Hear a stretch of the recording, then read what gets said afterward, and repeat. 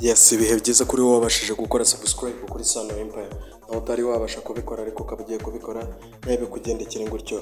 Ni iby'agaciro gakomeye cyane kuba warasize support yawe subscribe kuri Sano Empire. Abasanzwe bamenyere Sano Empire tubagezaho amakuru agiye atandukanye haba mu buzima busanzwe, muri politiki, muri showbiz ndetse n'ahandi henshi hagiye hatandukanye. Ni kuri uno munsi rero twanyarukiye mu gihugu cya Amerika, tukaba tugiye kubagezaho nyuma y'uko Donald Trump atorewe kuyobora igihugu cya Amerika. Ubu ngubu akaba ari gushyiraho guverinoma izamufasha kuyobora manda y'imyaka 5. Murabizi yuko Donald Trump, murabizi yuko uyu mukire ufite uruganda rwa Tesla yakomeje kugenda amufasha mu kwiyamamaza, ndetse bakaba bari banawubanye, ndetse akaba yaramusezeranyije ibintu bikomeye cyane namara kuba yatsinda ano matora.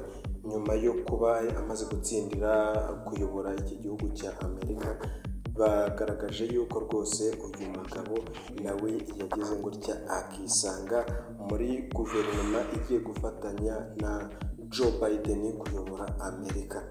Wakwibaza ngo ibintu bimeze bite? Mbere yuko tugera ku nkuru irambuye, reka ngusabe wowe utari wabasha gukora subscribe ukore subscribe, nurangiza ukande no kuri iyo nzogera notification kugira ngo tuzajye twibanira mu nkuru zigiye zitandukanye Sano Empire igenda ikugezaho umunsi ku munsi.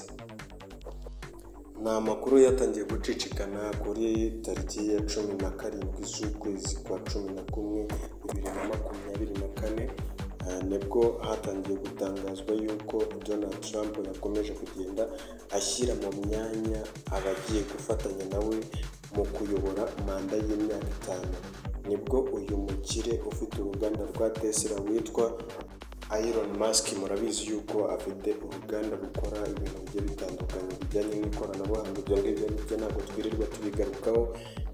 Yamufashije mu kwiyamamaza, ndetse bigaragazwa yuko rwose yashyizemo amafaranga ahagije kugira ngo uyu Donald Trump amatora ye cyangwa se mu kwiyamamaza kwiwe bikomeze kugenda bigenda neza, ndetse amusezeranya yuko azamuhereza hamwe kuba yafatanya nawe kuyobora iki gihugu cya Amerika. None ubu ngubu akaba yisanze nawe muri guverinoma, akazaba ashinzwe ibijyanye no kugabanya ibinyerezwa muri leta muri Amerika, ndetse no gucunga imari y'igihugu.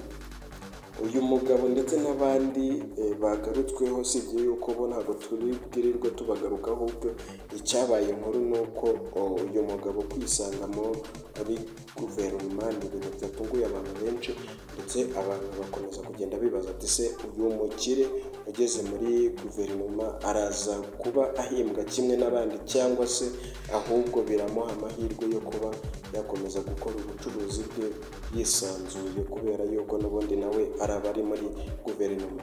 Ngayo nguko rero ibiri kubera muri Amerika ndetse na Donald Trump.